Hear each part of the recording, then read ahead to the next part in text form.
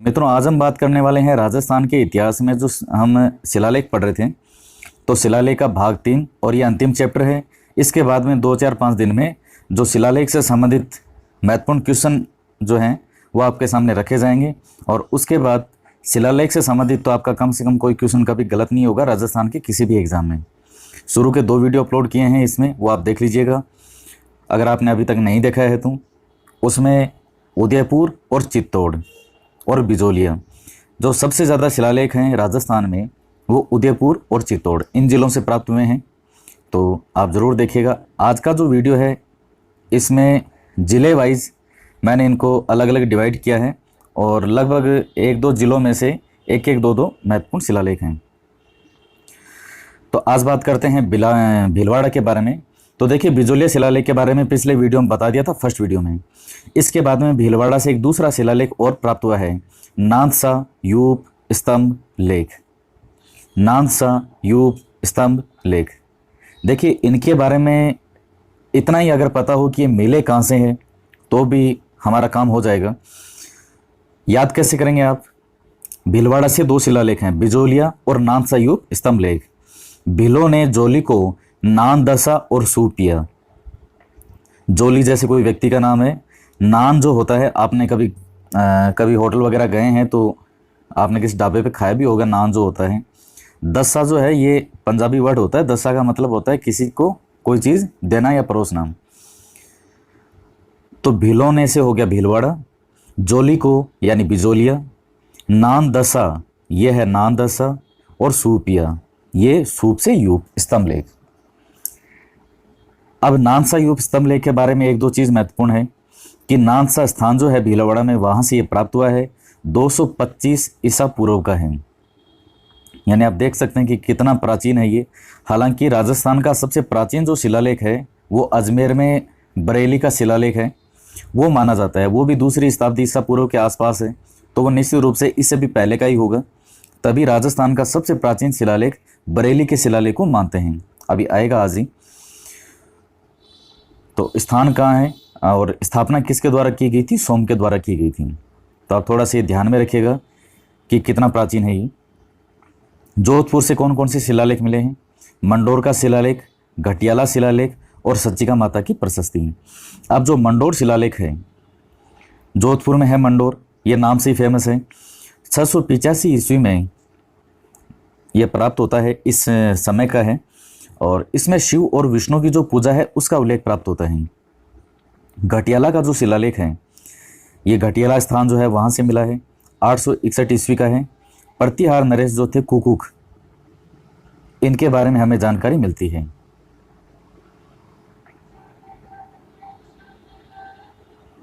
और ये किसके द्वारा रचित है?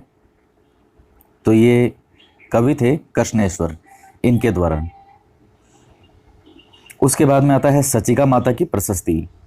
सच्चिका माता की जो प्रशस्ति है जोधपुर ओसियां, यहाँ से जो मंदिर है माता का, और वहाँ पर ये प्रशस्ति लिखी हो। प्रशस्ति का मतलब ही होता है किसी की प्रशंसा या तारीफ करना।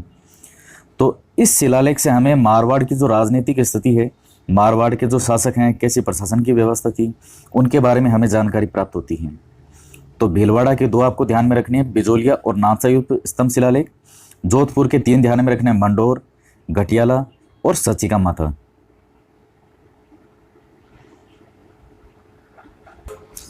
उसके बाद में है जयपुर।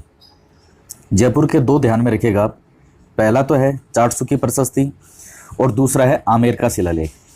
चाटसू जो है ये स्थान है 813 ईस्वी का है। और इसमें इंटरेस्टिंग चीज़ ये है कि है तो जयपुर में ये, लेकिन चूंकि 813 ईस्वी में तो जयपुर का जो कछुआ वंश है इनका नाम ही नहीं है। ये तो 1137 ईस्वी में आए थे दुले राय जी, उनके बाद है कछुआ वंश। तो है 813 ईस्वी का। तो इसमें जो जानकारी मिलती है, हमें गुहिलों के बारे में जानकारी मिलती है। तो ये आप ध्यान में रखिएगा। थोड़ी मोस्ट चीज़ है कि मिला जयपुर में है, चाटसू नामक स्थान पर, 813 ईस्वी का है और उस समय तक जयपुर का कछुआ वंश है ही नहीं। तो जानकारी हमें किसके बारे में मिलती है? गुहिलों के बारे में, यानी मेवाड़ के शासकों के बारे में। उसके बाद में है आमेर का शिलालेख। ये 1612 ईस्वी का है और 1612 ईस्वी में आमेर के अंदर शासक कौन थे? मान सिंह। मान सिंह की जो मृत्यु है वो हुई थी 1614 में। तो इस शिलालेख के 2 साल बाद में, तो मान सिंह के समय का ही है।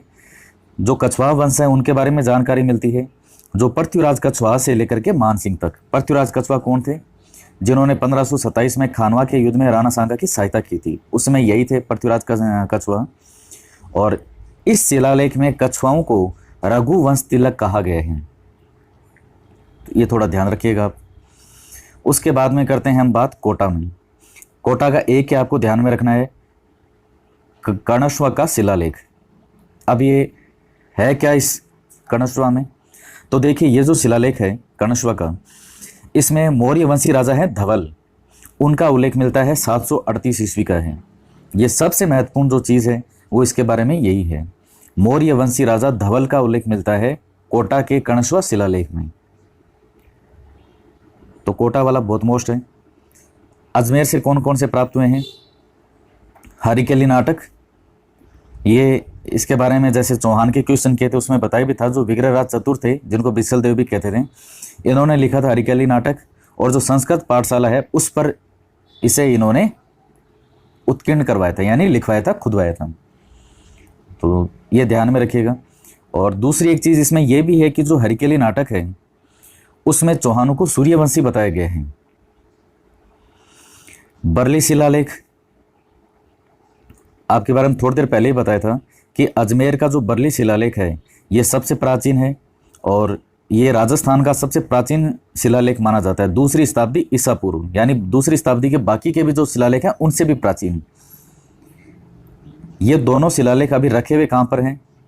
अजमेर संग्रहालय में, जो अजमेर का म्यूजियम है, ये दोनों ही अजमेर के म्यूजियम में हैं। उसके बाद में आता है सीकर, सीकर की हर्षनाथ प्रशस्ति। तो जो हर्षनाथ मंदिर है सीकर में, उस पर लिखवाई हुई है प्रशस्ति जो है 973 ईस्वी की है। और इसके बारे में हमें जानकारी कौन से वंश के बारे में मिलती है? चौहानों के बारे में जानकारी मिलती है। तो थोड़ा सा ध्यान में रखिए इस चीज़ को। बीकानेर में है जूनागढ़ प्रशस्ति। जूनागढ़ जो है वो दुर्ग है बीकानेर का, जिसका निर्माण राय सिंह ने करवाया था। और राय सिंह ने करवाया था, तो इसका जो रचयिता है वो भी बहुत महत्वपूर्ण है कि जूनागढ़ प्रशस्ति का रचयिता कौन है? जयिता। ये जयिता नाम आपको ध्यान में रखना है। इसमें वर्णन किस किस का है? जो बीकानेर के संस्थापक थे राव बीका, जिन्होंने बीकानेर की नींव कब डाली थी? 1465 में। तो 1465 से लेकर के, और जो महाराजा राय सिंह है बीकानेर के, इनके समय तक का वर्णन मिलता है हमें। उसके बाद में हम बात करते हैं बांसवाड़ा में। तो आपने नाम तो सुना ही होगा कि अथुणा के शिव मंदिर, तो ये बांसवाड़ा का ही है। और इसी शिव मंदिर पर एक प्रशस्ति लिखी हुई है, 1079 ईस्वी की है, 1079। उस समय किसका वर्णन था? कौन से शासक थे? इसमें बागड़ के परमार शासकों का वर्णन है। बागड़ कौन सा प्रदेश है? ये जो डूंगरपुर बांसवाड़ा है इसे कहते हैं बागड़ प्रदेश। और उस समय यहाँ कौन से शासक थे? परमार, जिनका मालवा में भी राज्य था। और इसके जो रचनाकार हैं वो विजय माने जाते हैं, ये आपको ध्यान में रखना है। पाली, पाली में एक तो है सांडेराव का लेख, ये आपको ध्यान में रखना है, जो स्थान है जहाँ से प्राप्त होता है। सांडेराव के बारे में जब भी पूछेगा यही क्वेश्चन आएगा कि सांडेराव का जो लेख है ये किस जिले में प्राप्त हुआ है या किस स्थान से प्राप्त हुआ है? तो ये पाली आपको ध्यान में रखना है। ये 1164 में जो कल्हण देव, इनके काल का है, लेकिन सांडेराव है कहाँ पर, किस स्थान प्राप्त हुआ है? पाली से। सबसे ज़्यादा इसमें क्वेश्चन यही पूछा जाता है। और उसके बाद में आता है रणकपुर की प्रशस्ति। 1439 में जो मंदिर है चौमुखा मंदिर पाली में, उस पर यह प्रशस्ति खुदवाई गई है। रणकपुर जो स्थान है वहाँ चौमुखा मंदिर। अब ये किसके द्वारा बनवाया गया था? धरणक शाह के द्वारा। जब राणा कुंभा हमने पढ़ा था उस समय इसके बारे में जानकारी प्राप्त की थी। और इसका जो शिल्पी है देपाक, ये बहुत मोस्ट है रणकपुर की प्रशस्ति। शिल्पी इसका देपाक है और ये जैन व्यापारी थे, जैन सेठ धरणक शाह, इन्होंने निर्माण करवाया था। मेवाड़ में उसमें कौन था शासक? राणा कुंभा। बाड़मेर के लेख, इसके महत्वपूर्ण है शिवाना का लेख और किराड़ू का लेख। शिवाना बाड़मेर के अंदर दुर्ग भी है, आप जानते हैं। और इस शिवाना का लेख जो है ये 1537 ईस्वी का है।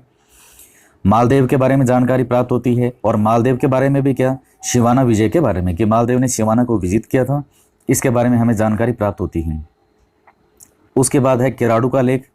तो यहाँ का जो शिव मंदिर है किराड़ू में, बाड़मेर में, वहाँ 1161 ईस्वी का लेख है, जिसमें परमार शाखा के बारे में हमें जानकारी प्राप्त होती है। देखिए बाड़मेर में ही जो 13वीं शताब्दी में जब आएंगे राव सिंहाजी और मारवाड़ के राठौड़ों की नींव स्थापित करेंगे, तो उसी समय मंडोर में ये जो परमार हैं इन्हीं की शाखा थी, और उस समय यहाँ का शासक था इंदा। तो जिसका जो मारवाड़ का प्रथम प्रतापी शासक कहलाता है चुंडा, उनका इन इंदों के साथ में, इनका जो घराना है परमारों का, इन इंदों के साथ में विवाह होता है। तो देख लीजिए परमार शाखा जो है काफ़ी राजस्थान में प्राचीन समय की है। और विशेष बात क्या है इस किराड़ू के शिलालेख में, कि इसमें जो परमारों की उत्पत्ति है वो वशिष्ठ ऋषि के अब्बू यज्ञ से बताई गई है। एक और व्यक्ति है जिसने अब्बू से परमार की उत्पत्ति बताई है, वो है पृथ्वीराज रासो में, जिन्होंने लिखा था चंद्रवर्ताई ने। तो उन्होंने जो चौहानों की उत्पत्ति से संबंधित सिद्धांत बताए, उसमें यह बताया है कि चौहानों की उत्पत्ति जो है वशिष्ठ ऋषि में अब्बू में जो यज्ञ कर रहे थे उससे उत्पन्न हुए। तो उसमें 4 बताए थे उन्होंने, पहले प्रतिहार, दूसरे थे परमार, तीसरे चालुक्य और चौथे चौहान। तो आपको ध्यान में रखना है कि जो पृथ्वीराज रासो है उसके अलावा भी कहीं और भी हमें इसका जिक्र मिलता है, और वो है बाड़मेर का किराड़ू का शिलालेख। उसके बाद में है सिरोही के शिलालेख कौन कौन से हैं। तो यहाँ आपको 2 नाम ध्यान में रखने हैं, लूणवसी और नेमीनाथ मंदिर की प्रशस्ति। ये आबू के प्रसिद्ध जैन मंदिर हैं, जिनका निर्माण जो है वास्तुपाल तेजपाल इनके द्वारा करवाया गया था। और आबू का जो परमार वंश है उसके बारे में हमें जानकारी मिलती है इस स्थान से। तो ये देखिए जो 10वीं 11वीं शताब्दी, इस समय जो है ये आबू में, ये मारवाड़ का क्षेत्र बाड़मेर में, बागड़ में, इस समय यहाँ परमारों का शासन था। तो आपसे क्वेश्चन किस हिसाब से पूछा जाएगा कि लूणवसी व नेमीनाथ मंदिर की जो प्रशस्ति है किस स्थान पर है। ये आबू के प्रसिद्ध जैन मंदिर हैं, ये लूणवसी और नेमीनाथ जी, और इन पर मंदिरों पर जो लिखवाया गया है प्रशस्ति, बस उसी से हमें जानकारी मिलती है परमार वंश के बारे में, निर्माता वास्तुपाल और तेजपाल।